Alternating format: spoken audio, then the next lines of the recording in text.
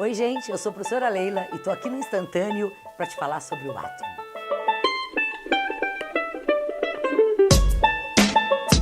Estudar o átomo significa estudar a história da ciência, porque a evolução dos modelos atômicos acompanhou a evolução do conhecimento científico. Uma das coisas mais importantes é a gente saber por que determinado cientista criou determinado modelo atômico. Não foi assim, do nada saiu uma ideia sobre o átomo. Essas ideias sempre foram baseadas em algum conhecimento científico, alguma descoberta nova que aparece, que surge durante este período. A palavra átomo vem do grego.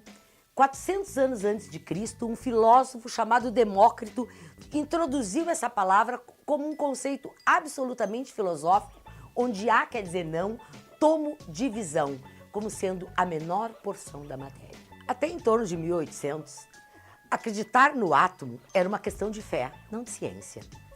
Mas, em 1764, um nobre francês chamado Lavoisier provou a lei da conservação da massa e fez uma frase que abriu as portas para que a palavra átomo entrasse como ciência. Lavoisier disse: na natureza nada se perde, nada se cria, tudo se transforma. E a gente pergunta: o que é esse nada?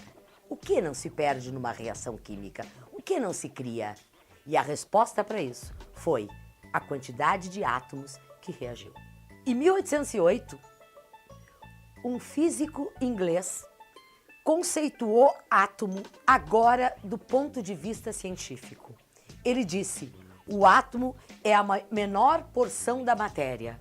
Ele é indivisível, ele é imperecível, ele é indestrutível. Esse modelo de átomo ficou famoso como o modelo bola de bilhar. Eu sempre brinco e digo, ele é o modelo super-herói. Afinal, indestrutível é um super-herói. Portanto, o modelo de Dalton foi baseado na lei da conservação da massa de Lavoisier. E ele estabeleceu os seguintes postulados. Número 1. Toda matéria é formada por minúsculas partículas chamadas átomos. Observe como isso ainda é válido para os dias de hoje. Número 2.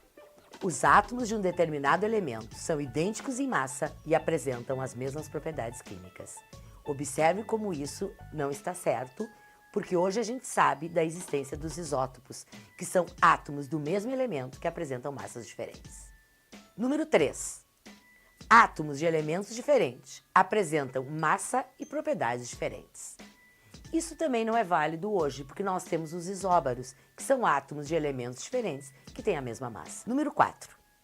Átomos são permanentes e indivisíveis. Não podem ser criados nem destruídos. Observem como a descoberta da radioatividade refutou esse postulado. Número 5. As reações químicas comuns não passam de reorganização dos átomos. Olhem como isso é verdadeiro.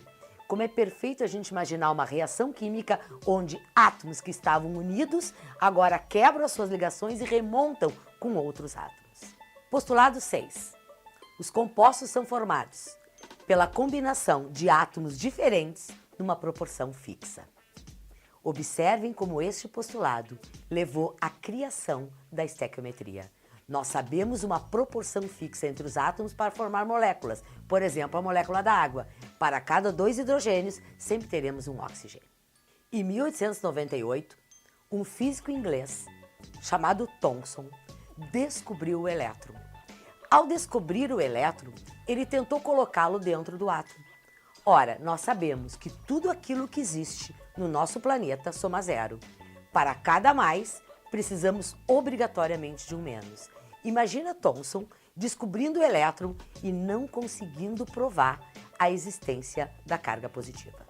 Ao fazer isso, ele criou um ridículo modelo atômico que ficou conhecido com o nome pudim de passas ou pudim de ameixas, onde ele imaginou que a matéria era positiva e que os elétrons estariam enfiados para dentro dela como as passas num pudim. Elétrons internos incrustados numa massa gelatinosa. Pense aqui comigo, se o átomo é a menor coisa que existe, do que essa massa gelatinosa é formada? No meio do caminho, temos a descoberta de uma nova área do conhecimento chamado radioatividade.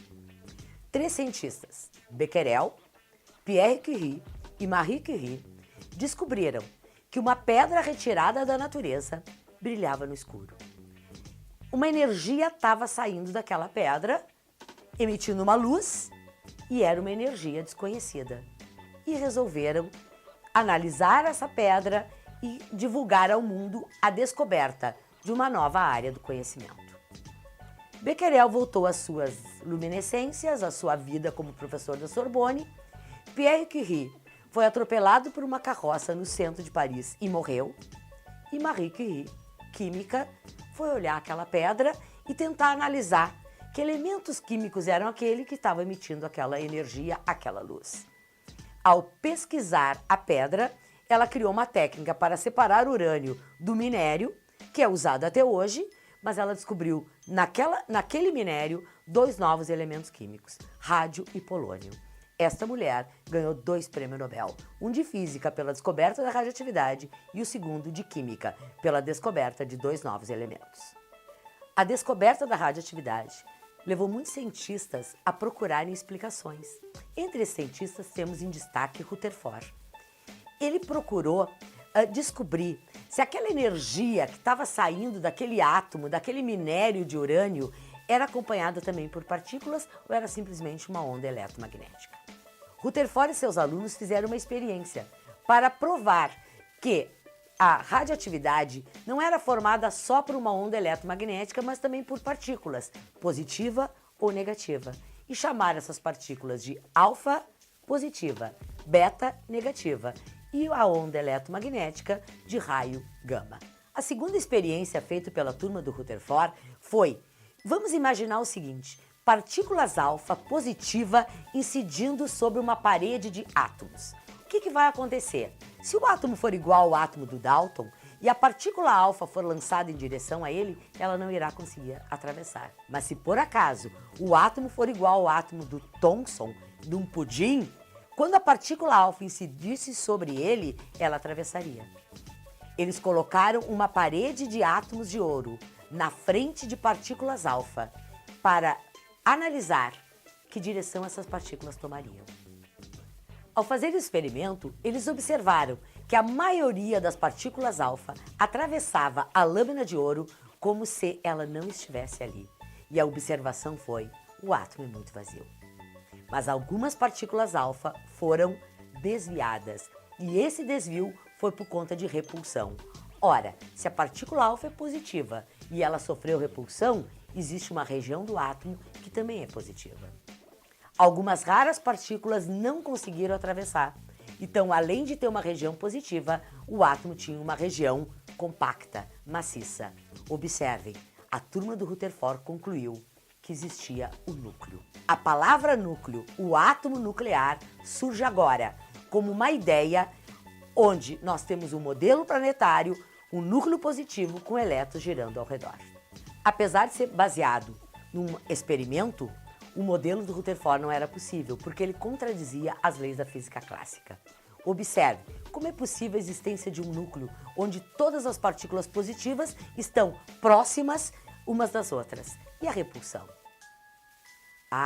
Pensou-se o seguinte: deve existir uma força nova que mantém o núcleo unido apesar das cargas terem o mesmo sinal.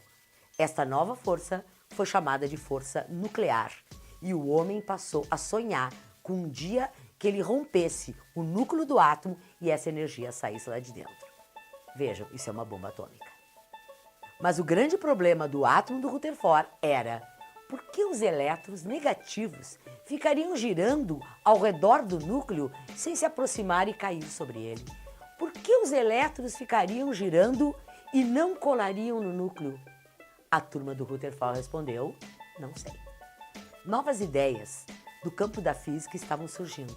Einstein criando a teoria da relatividade, Max Planck tentando explicar a luz. Temos aí uma figura de 26 anos, um dinamarquês chamado Niels Bohr, que resolveu explicar por que o elétron não cola no núcleo. O elétron só pode girar em determinadas órbitas ao redor do núcleo, porque ele descreve um movimento ondulatório e o número de ondas que ele é capaz de descrever é sempre o número inteiro. Quando um elétron está girando na sua órbita, ele não perde, não ganha, nem gasta energia. Mas se por acaso ele receber energia do meio externo, ele salta para uma camada mais afastada do núcleo. Ao retornar, ele emite luz.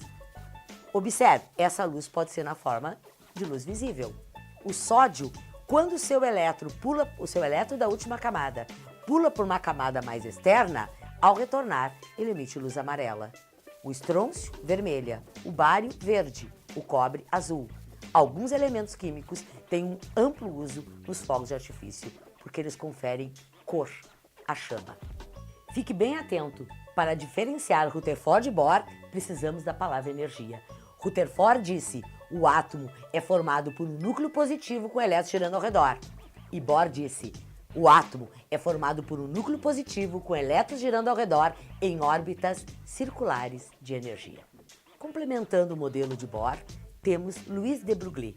De Broglie disse assim: o elétron tem um comportamento dualístico, porque ele se move como uma onda, portanto é energia, mas ele tem massa, portanto é uma partícula. O grande físico da mecânica quântica do século XX foi Werner Heisenberg. Heisenberg conceituou a palavra orbital.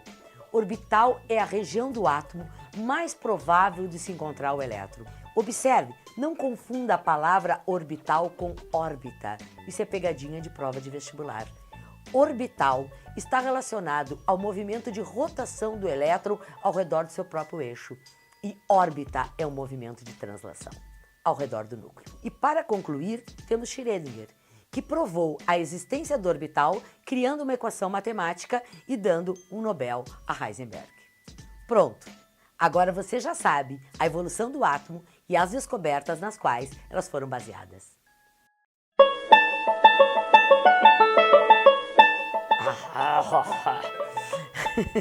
Eu fico dando material para ele ficar me gozando depois, eu acho muito engraçado.